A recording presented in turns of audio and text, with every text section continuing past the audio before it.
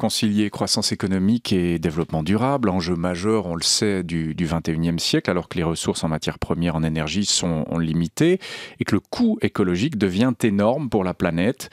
Enjeu au cœur d'un colloque qui se tient aujourd'hui et demain à Lausanne. Il s'appelle le Sustainability Forum, soit en français le premier rendez-vous de l'économie et du développement durable en Suisse. Parmi les intervenants, notre invité ce matin, Hervé Naillon. Bonjour. Bonjour. Merci d'être avec nous jusqu'à 8h. Vous êtes conseiller en écologie industrielle, spécialiste du marketing éthique. C'est quoi en deux mots le marketing éthique ?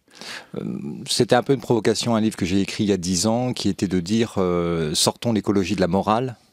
Ce côté un peu religieux, c'est un élément fondamental, un préalable à tout travaux économiques. Et donc, on peut intégrer dedans du marketing, ce n'est pas sale. Bon, vous lancez très vite les débats, vous attaquez fort. L'écologie n'est pas une question de morale. Longtemps, l'écologie, c'était moral. Ça l'est plus ? C'est-à-dire que longtemps, ça a été considéré comme la nature divinisée, lointaine, que l'on devait respecter comme la déesse mère. Bon, l'écologie, non. L'écologie, c'est oikos, éco, la maison, logos, l'étude.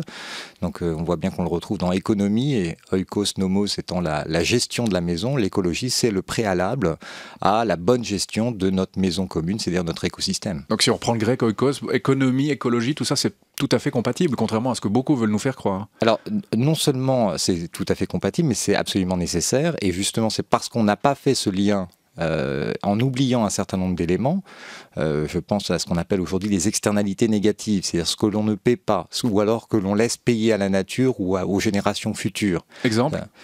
Par exemple, le CO2, le réchauffement climatique va avoir des conséquences énormes qui ne sont pas prises en compte, mais qui vont... alors, c'est un réchauffement global qui entraîne un dérèglement climatique, donc on va avoir des phénomènes extrêmes.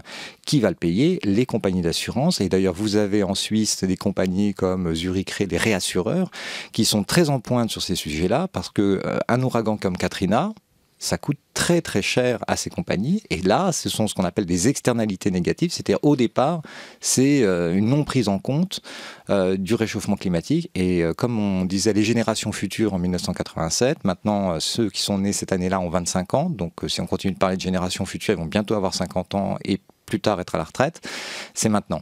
Oui. Alors, qu'est-ce qu'on fait maintenant ? C'est la question, Hervé Naillon. Vous dites, et vous nous expliquez l'étymologie, écologie, économie. Les ressources sont limitées, sont d'ailleurs, pour certaines, bientôt utilisées jusqu'au bout. Le pétrole, quelle attitude ? Il y a une urgence écologique, là ? Alors oui, il y a une urgence écologique qui est due à une conjonction de facteurs. La population sur Terre a augmenté, on était 1 milliard en 1900, nous sommes 7 milliards aujourd'hui. C'est la plus grande accélération d'augmentation de la population. Ensuite, dans ces populations, il y a ce qu'on appelle les émergents qui aujourd'hui veulent accéder à un mode de vie occidental qui n'est pas viable depuis le début.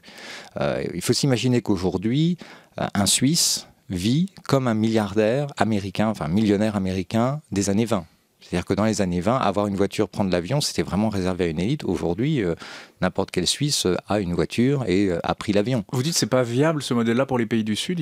Non, ce n'est pas viable pour l'humanité. Pour l'humanité tout court. C'est-à-dire qu'il faut que nous inventions avec eux un mode de développement où nous allons apprendre à mieux partager et leur offrir la possibilité de se développer. On ne peut pas dire à des gens, vous savez, la mortalité infantile, c'est super, gardez-la.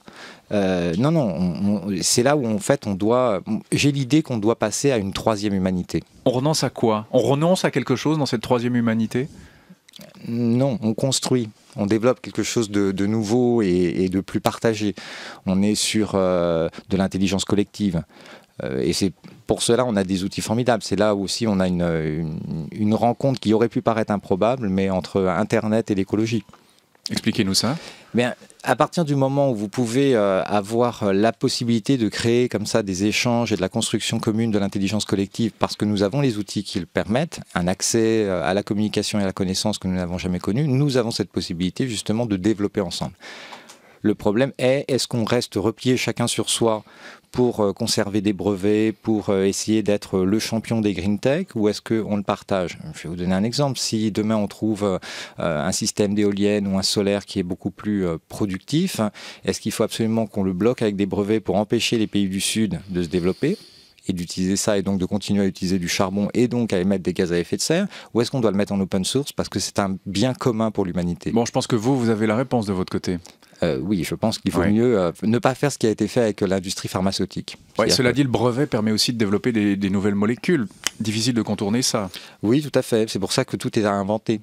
De toute façon, on est sur un changement de paradigme. On n'est pas sur de la variable d'ajustement. Il y en a beaucoup qui parlent, enfin beaucoup, il y a quelques-uns qui parlent de la fameuse économie de fonctionnalité. Vous savez de quoi il s'agit, notamment le philosophe Dominique Bourg, qui est un des conseillers de Nicolas Hulot, qui enseigne ici à l'Université de Lausanne. On l'a reçu parfois sur cette antenne. C'est ça, la troisième humanité dont vous parlez? Elle comprend aussi ça? Oui, alors effectivement, je partage avec Dominique, qui est un ami, cette idée qu'il faut à la fois croiser l'économie de fonctionnalité et l'économie circulaire. L'économie de fonctionnalité, une voiture est à l'arrêt 92% de son temps. C'est-à-dire que 92% de son temps, une voiture n'est pas un véhicule, c'est un tas de métal. Est-ce qu'on achète un tas de métal? Est-ce qu'on a besoin d'avoir un tas de métal bloqué en bas de chez soi? Non, ce qu'on veut, c'est pouvoir se déplacer. Donc, la mobilité est à repenser et on doit optimiser l'usage pour que de ces 92%, on réduise le temps d'immobilisation pour que le véhicule remplisse la fonction pour laquelle il a été construit. Et cela, on doit le croiser donc en multipliant les usagers. Mmh. Et l'autre aspect, c'est l'économie circulaire, c'est-à-dire comment cet acier de la voiture doit être recyclé le mieux possible pour pouvoir éviter l'extraction de matières premières. Quand on regarde les analyses de cycle de vie, c'est-à-dire quand on prend de la matière première, de l'extraction de la mine jusqu'à la fin de vie, on s'aperçoit que l'essentiel des impacts se fait à l'extraction.